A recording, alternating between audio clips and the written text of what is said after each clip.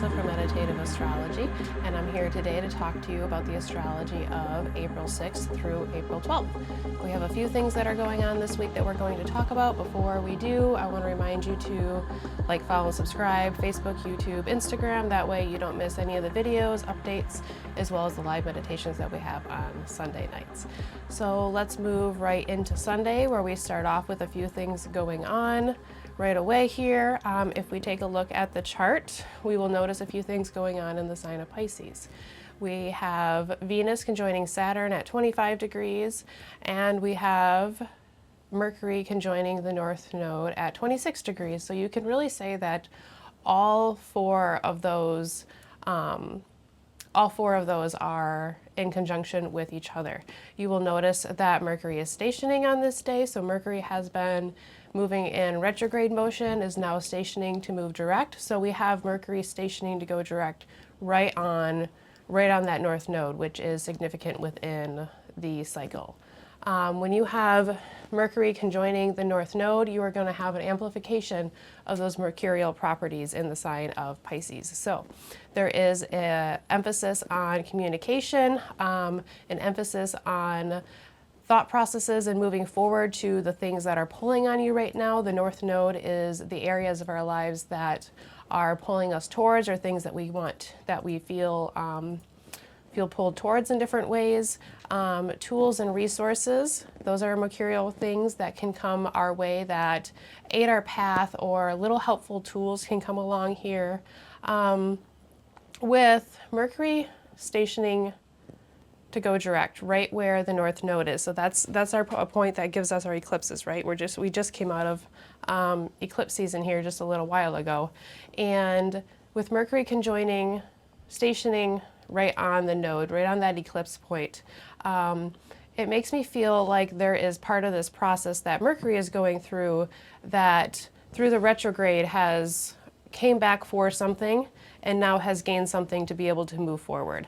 The North Node is a point that has us move forward and has us reaching to move towards something, where the South Node is more something that has us release or move away or let go of something.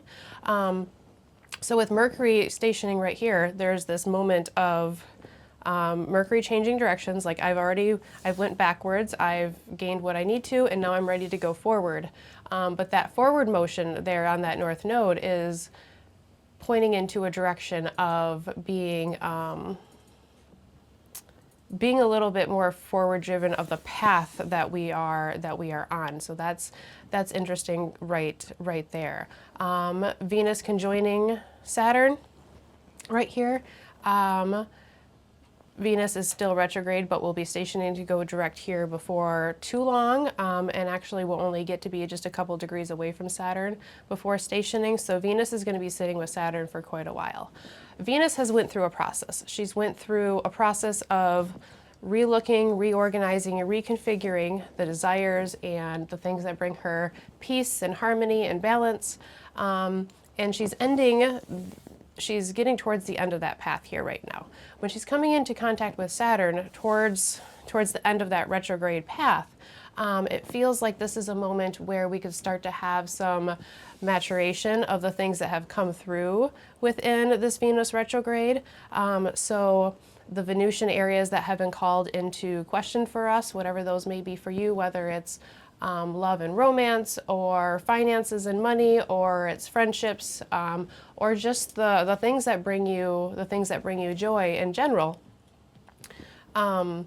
It feels like this is a moment where we could be looking at that in a little bit of a serious contemplative type way. So maybe we're looking at what we've learned, what we've gained from the process, maybe what has fallen away and what has fully served its purpose, and we don't necessarily need to have it anymore. This can be a very grounding moment for Saturn. It can also be a very sobering moment. So there's a way which it could either feel very like maturing to the next level, or it can feel heavy. It can feel weighted too, because when we're taking this serious look at the process that we've went through, everybody's going through some sort of Venus retrograde within your own lives, and it's just playing out differently for all of us. But when you have that moment of reflection, sometimes it can turn into more, sometimes it can be a good, wholesome reflection, but it could also turn into kind of judging the path and being a little bit more critical of what has been and where we've been. Saturn likes to judge, but Pisces likes to reflect. So Saturn being in the sign of Pisces can be very contemplative and a little bit more reflective and a little less harsh than it could be in other signs. So there's that there with that. But a serious look at where we've been and if whether we've come out on the other side of maybe where we feel like we should be or not. At the same time, these planets that are in Pisces are making a trine to Mars in the sign of Cancer. Mars is at 25 degrees of Cancer, so hitting that exact conjunction with, or that exact trine with Venus and Saturn, and then hanging out with the North Node in that area where Mercury is here for the next couple days. Well, that comes into exact. So when you have when you throw Mars into the mix of all of this, and you have Venus and Saturn that are looking at things maybe a little bit seriously, seeing where the emotional connections are, then you bring Mars into it in a trine. So Mars is able to work with these planets and able to bring forward some sort of action from them. So maybe if we see where the retrograde has gotten us into a good place, then it gives us the motivation to keep going and to keep those waters flowing. Or if it's something where maybe some sort of blockages and limitations have shown themselves here at this point, then Mars will allow us to take the action to remove those or to move on from whatever it is that we may need to. There is huge potential for growth on this day with these aspects, as well as a creative and emotionally charged activity of some kind. So when you have a trine between water signs, Mars and Venus, these two planets are able to work together in a very emotionally connected type way, in an intuitively connected type way. So you have that masculine and that feminine energy coming together and able to work together, so you can really have some good progress and some forward motion here with these planets. There really could be a lot going on this day, and it could be it could be positive, it could be a little bit more heavy and a little bit more difficult for some people. Either way, it's just a lot that is going on. And with everything we have here on Sunday, it's making me wonder about different thought processes and the communication patterns that help us move forward, and maybe where we need to refocus the way we think and the way that we process things and the different habits that we have. So wondering where you see progress or the path to progress that this Venus retrograde has brought up for you at this time. This is a good time to kind of reflect on what the process of this retrograde has brought into question and what we've done with that information, and just seeing that path of where we are going forward. So that's where we start out on Sunday, with just coming right into the week. And that brings us into Monday, April 7th, where we don't have any exact aspects going on this day. We have the moon in the sign of Leo all day, making a square to Uranus late in the evening. If we move forward into Tuesday, April 8th, we have the moon starting out in the sign of Leo before it moves into Virgo just after 8:30 in the morning Eastern time, and then we have Mars perfecting that aspect between the nodes. So we mentioned the trine between Mars and the North Node that was coming into fruition. Anytime you have a planet that is in a trine position to one of the nodes, it's in a sextile position to the other node. So Mars on Tuesday makes the trine to the North Node and the sextile to the South Node. When you have planets interacting with the nodes, you amplify that as planets. So earlier in this week, the North Node was amplifying Mercury. Now it's going to amplify Mars in the sign of Cancer, in this watery, emotionally connected cardinal sign. So those Cancerian things start to come up. The place of our roots, the place where we've come from, our ancestors, our feelings, our emotions, and our connections with others, how we nurture ourselves and nurture others, how others nurture us. All of those things come into play. There is a path-centered motion when you have Mars coming into contact with the North Node. So the North Node is that point that pulls us forward. Usually where our North Node eclipses are, that area of our chart, there is a focus that pulls us towards that, where the South Node is something that starts to release energy. So you may feel inspired and motivated and driven and focused to move forward here as this trine comes through. You may be able to, with that interaction with both the North Node and the South Node at the same time, you may be able to really see a path forward of moving forward and what maybe you can release or leave behind, or things that just kind of, instead of like things that we're really just like working hard to release and like really big weights that are letting go, it feels with the sextile, it feels more like things that just kind of fall away naturally, and we don't even really realize that they're gone until kind of after the fact. So there's this subtle energy of releasing things while we are going forward towards things.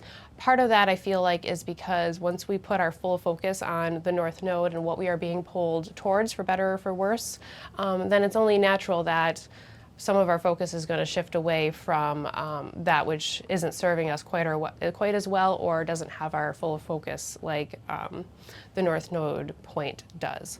So, this can be a little bit of a crossroads between the interaction of the North and the South Node. It's where we've been and where we're going, what pulls us towards, and what we feel like we need to kind of pull ourselves away from. The South Node can be things that kind of keep pulling us down and kind of we keep returning to for one reason or another. So that can be a little bit difficult when you're considering like where you've been and where you're going. And Mars in Cancer can be a little emotionally charged. So, there could be a little bit of a little sputtering if you don't feel like you're quite where you want to go. But there's also some good motivating elements and factors within here as well. So like I said, when you're fully focusing forward, you're kind of just like what's in the background kind of falls away just because you aren't looking back at that. So looking at this aspect that we have today, wondering what maybe you see releasing or finishing its service to you in relation to the South Node in the sign of Virgo here. Things that are just kind of falling away. Habits, things that we try to control, areas where we're looking to find like the perfect expression or perfectionism of some kind. The relationship between the material and the mental realm can come up in the sign of Virgo. So just wondering what type of things you're moving towards and the type of things that you are moving away from here as we have this aspect coming through. That brings us into the middle of the week, Wednesday, April 9th, where we have the moon in the sign of Virgo all day, making a square to Jupiter in the evening. No exact aspects going on this day. That moves us into Thursday, April 10th. Again, no exact aspects, but if you notice that there are quite a few lunar aspects that are happening as the moon moves through the sign of Virgo and then into the sign of Libra. Friday, that Libra moon takes us right into Friday, April 11th, where we again don't have any exact aspects front-loaded at the beginning of the week as well as at the end of the week here. As we move into Saturday, we have the Libra moon giving us the full moon in the evening. Full moon is at 23 degrees of Libra at 7:21 p.m. Eastern Time. When you have a full moon in the sign of Libra, the sun is in the sign of Aries and the moon is in Libra. So you have tensions across this axis of the Mars-driven Aries and Venus-driven Libra. So full moon and Libra, there is a push and pull between the self and autonomy and being able to start and initiate things like Aries does and just kind of breaking free from the mold. And then in the sign of Libra, we have something that wants a little more balance, something that wants more cohesion. Libra is a sign that likes to have rules and balances and frameworks for things to fit in. Saturn is exalted in the sign of Libra, so there is this connection between the sign of Libra and that form and that structure that Saturn likes to hold. So wondering where we are seeing these tensions through this full moon coming through here. Being within the boundaries and being within the limits, but also breaking free from those boundaries and stepping into a new energy of some kind. This full moon is the culmination of the lunar cycle that started with the solar eclipse in the sign of Aries. That was the last solar eclipse that we're getting in Aries. So really this full moon is wrapping up the culmination of the entire eclipse cycle that we've had through Aries and Libra. We are now fully transitioned into the Virgo Pisces eclipses here. So there is a heightened energy of this and a heightened level of expression here, and almost like a full circle coming through here. So wondering where you can bring everything that's happened through the eclipse cycle, through these last couple years that we've been having Libra and Aries eclipses, and how you can take that forward into whatever the next step is here for you. So there is a space of initiatory energy in the sign of Aries, and there's a place of balance and harmony within the sign of Libra. So how can you stay within that diplomatic social awareness within the sign of Libra and be understanding of others and moving in a diplomatic type of way, an empathetic type of way that understands that other people are moving down their own path while staying true to your own here. So stepping outside of the comfort zone while still being within some sort of boundaries and framework. You can see where the tensions could happen here. At the same time, we have Venus stationing from the retrograde phase into direct motion. So Venus still sitting with Saturn in the North Node is very forward path oriented here. This retrograde of Venus is very tied into the eclipses that we've had. Venus stationed to go retrograde right where the solar eclipse was, and is now stationing to go direct at the time of the full moon that came from the culmination of that eclipse. So this entire Venus retrograde feels not only very Pisces, Aries focused, since those are the two signs that it's going in, but it's also very path related to the eclipses. So there is, this Venus retrograde feels like the work that has been done here and where we've relooked at what brings us cohesion, what brings us stability, what fills us up in the Venusian type ways, how we can use that on our path going forward and whatever the next chapter is for you. So as this full moon comes through here, how can you stand for yourself in your own individuality, which much of this Venus retrograde has been about, while remaining diplomatic and empathetic towards other people and their path that they are on? Because when we are on our own path of trying to break through and find our own individual freedoms, and that means that other people are trying to do the same thing. So how can we all do that ourselves while recognizing that everybody else is doing possibly the same type of thing? So that's what we have going on for this week. It starts out busy, it ends busy with a little bit of a lull in between there. So I will see you back here again next week for next week's overview. Remember that we have live meditations on Sunday nights at 8:30 p.m. Eastern Time on YouTube. So I really think that this weekly breakdown video and the live meditation are good companions that go well with each other to set us up for some awareness and some comprehension of what the week has coming up astrologically. So I will see you at the live meditation and back here next week for next week's video. I hope everybody has a great, wonderful week.